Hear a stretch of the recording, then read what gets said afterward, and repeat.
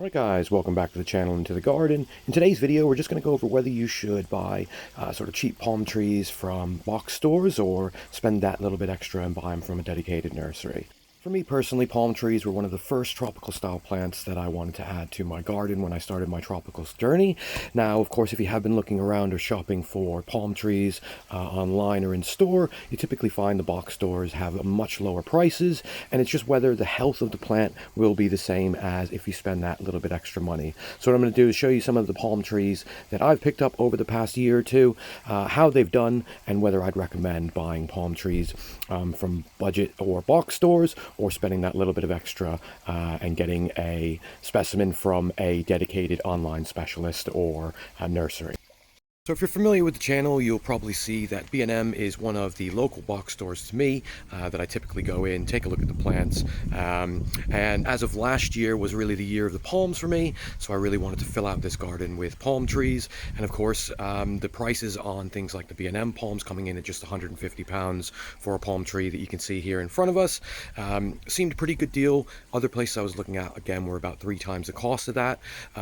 But with that said, of course, the health of the plant I've seen on these and some of the other ones in store haven't been the best. You may have seen this if you have these stores local to you. Sometimes you're going to find a lot of tat on the leaves, things like that.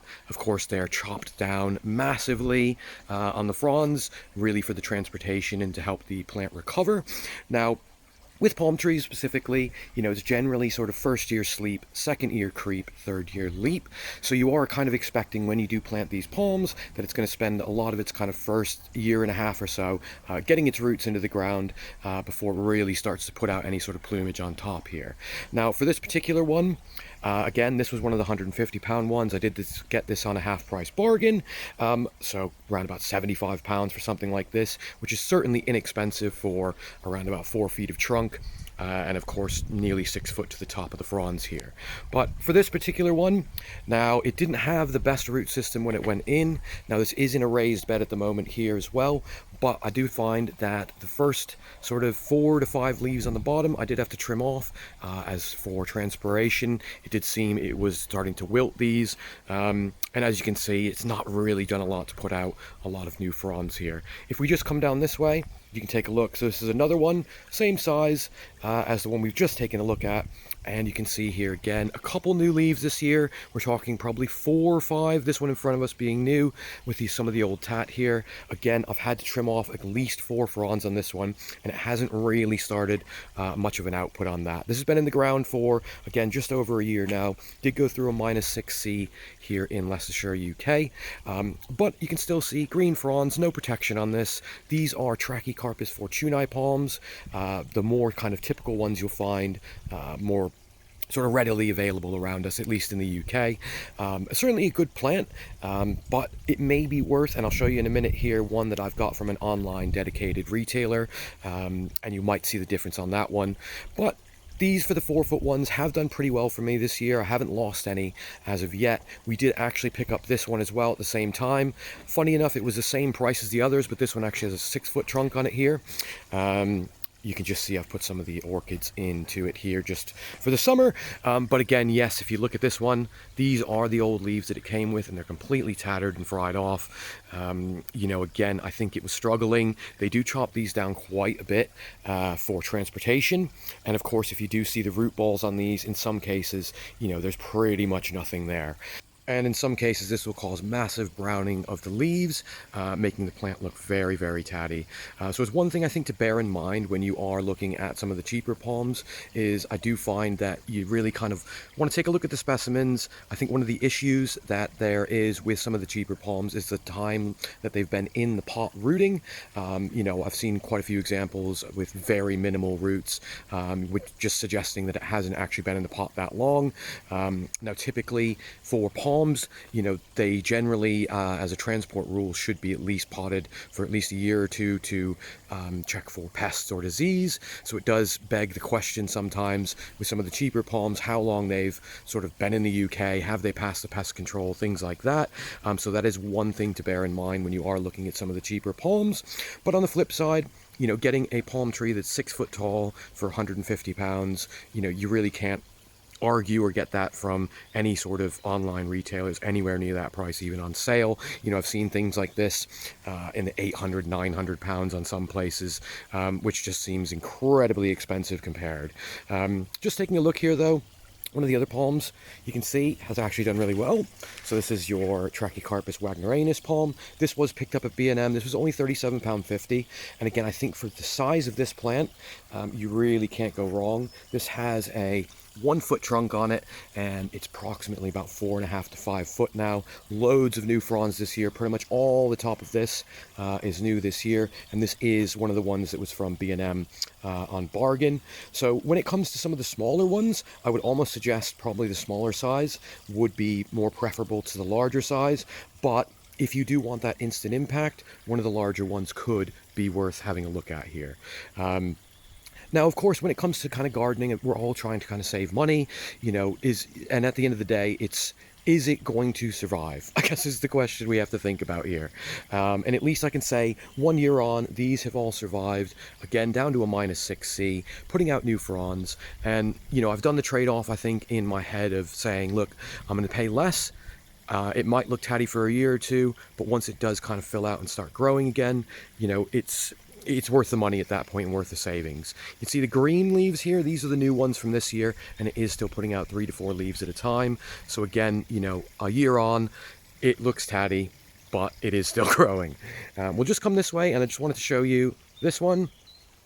So this is one that I actually got from a online retailer, specialist, palm specialist. Now this one has probably done the best for me. It did have a very well-rooted system in it. You know, this one was probably, even on sale, I think it was about 250 or 300 pounds. It's exactly the same size as the ones I got for 75 and 150. Now, I guess it's a question to put towards you guys. Certainly put your answer in the comments. You know, would you spend the extra to have one looking better sort of straight away, or would you kind of deal with some of the tat that you might get from the cheaper ones, you know, until it kind of grows out and gets its new fronds on. Now, this is one of the only ones that had full flower this year. Again, just showing a little bit more of the plant health, I believe. But with that said, yes, I'd be interested to know your thoughts on whether you would pay the extra money to get something, I think, a little more healthier from the get-go. But again, if you're just looking for size and impact, you know, would you spend the same money on that you'd spend on this one and buy, say, 3 of the cheaper ones? Or would you spend the extra money on each just to have a little bit nicer kind of plant in the beginning?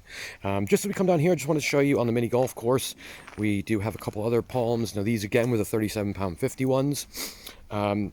Now me personally, I would say I would buy these. I think these are a great price for the size plant you get. Typically, health-wise, these have done pretty well for me. You can just see looking back, there is some tat on the lower leaves. Now those would be the original leaves. It did suffer a little bit of winter damage, I find, on the smaller ones, but again, I think for the price, you really can't go wrong. Another one here, example, you can just see a little die off on that leaf, but new fronds all coming out here. I did pick up quite a few of these, and I think my 1 year review on the smaller ones is probably some of the better plants I've got. Again, these are starting to size up now, and for the simple fact that I can have 3 or 4 of these for the price of even one of the cheap palms, you know, it just kind of says if we can wait that time for them to grow, I think it's heavily worth the investment, even at something like this size. Now, for some of the smaller ones, this Chamaerops has just never done well for me. I've planted 3 in this space now, and each one has pretty much either defoliated. This one's just come back this year, so this is all its growth this year. So with the Chamaerops, for me personally, I would probably tend to go for a slightly larger size, and one that has been from a actual sort of nursery, something like that, as again, I think you're going to get a much better specimen. For some reason, the Chamaerops and Chamaerops volcanos that B&M and I believe some of the other box stores had in were not well rooted. The health of the plant was probably already at a kind of 50-50 at that point. So it is kind of worth, I think, for certain species, taking a look at the other retailers and perhaps spending that little bit more money. If we come over this way, sorry guys, we've got the pool come down there, you can just see for the year. This one is from Morrisons. So this is a supermarket purchase, and again, I'd be interested to know if you guys have them in other countries in your supermarkets as well. This one was only £6. Really can't go wrong on this side. Done actually quite well considering, and this is a little bit under cover of the bamboo here, so I do expect this to have that little extra protection for the winter. As we come down this way, the Volcano. Now, if you saw my video planting this one in, really wobbly root system. You know, didn't expect much from it, but it has rooted now, putting out new growth. So again, really can't complain on that side here. As we come down this way, but before I do that, I just wanted to show you this Butia odorata or capitata that I've got. Picked this one up from a online specialist. This one has about a 2-foot diameter trunk and about 7 to 8 foot tall now. Put out some reasonable growth this year. Now, they were selling these cheap at a B&M, around about the £50 mark. I did pick up this one for about £160 from the specialist on sale. But again, I probably would stick with the specialist for something like this. Me personally, this one's done really well for me, and I think the larger size has helped it to get through and during winter as well. Just coming down here quickly to show you one of the Trachycarpus Volcanos. This one was £85 that we picked up. Done really well. This went in this year. It has some seed, which you can just maybe see in there. Done really well. Put out some decent growth. But compared to the £17.50 ones that we just took a look at, the price-wise, I probably would actually go with the cheaper ones, knowing that they've kind of made a decent recovery this summer. And just next to that, before we go look at the Robellinis, just to show you here, another Trachycarpus fortunei. This one's done really well. Decent growth. It's getting kind of swamped out by all the grasses and things here, so I'm just hoping once that does size up, it should look quite good on that side. Just want to show you one of the other shamrops, and stick with us because I'm going to show you the Robellinis we picked up as well. One's had a decent amount of surprising growth on that. This one done quite well. A little bit of basil lift, as you can just see down there, but we're going to kind of backfill this area with some topsoil before winter. As we come down the jungle path, just down to the Robellinis, and you can just see as we come down here, we've also got this one. This one has done really well for me this year. This one is the one we're going to be experimenting with, growing outside in the ground, and we're just going to protect in place. Now, typically with the Robellinis, they're down to about a -5C, so in milder regions, you should be able to get this through if you can get through things like your Phoenix canariensis, which I do heavily struggle to grow with, so it'll be an interesting experiment. We do have another one if we pan this way. Here, this one is still in the pot and will be coming in for the winter as well. So we're going to just test basically full protection versus no protection in some respects. See if we can get that through in the ground. This one has not grown much this year. Probably, I would say about 6 new fronds, which is still quite good, considering it just went in the ground in the spring. And this one here, the one that I've mentioned, has done really well. This one has probably put out nearly 2.5 inches of trunk, as well as about 15 to 20 new fronds. So it really likes being in the ground. And these are more of a moisture-loving palm as well on that side. But with that said, yeah, just wanted to kind of go over some of the ones that I've had. Health-wise, I find, at least for me, it was worth the bargain. But I would suggest if you're looking for a specimen to kind of go in, you know, really kind of get going straight away, things like that, you may be worth spending that little bit of extra money, you know, if you want it kind of pristine from the get-go. Would I recommend the large B&M palms? For me personally, yes. For the price, again, you know, I've tried to kind of fill out this garden on as much of a budget as I can, and with some of the box stores having these types of palms in store, been a really helpful one to help fill out the garden as well. Just as we come down this way, just show you one of the last ones here to go over our project. This is coming out on the channel soon, and you can just see now this one did not do very well at all. So just show you one that actually hasn't done well. This one's been moved. Its fronds are kind of tiny that are coming out now. You can just see in here if I can get the light right. Yeah, so, you know, with any plant, you're going to have variances with what you get. So I think with that said, we can't kind of expect just because we buy it from a box store, it's going to be bad, or vice versa. But with that said, yeah, keep an eye out for updates on the channel. Any suggestions you've got in regard to palms and plants, certainly let me know. But of course, check out the friends of the channel, be in the comments section below. And with that said, thanks for watching. See you in the next one.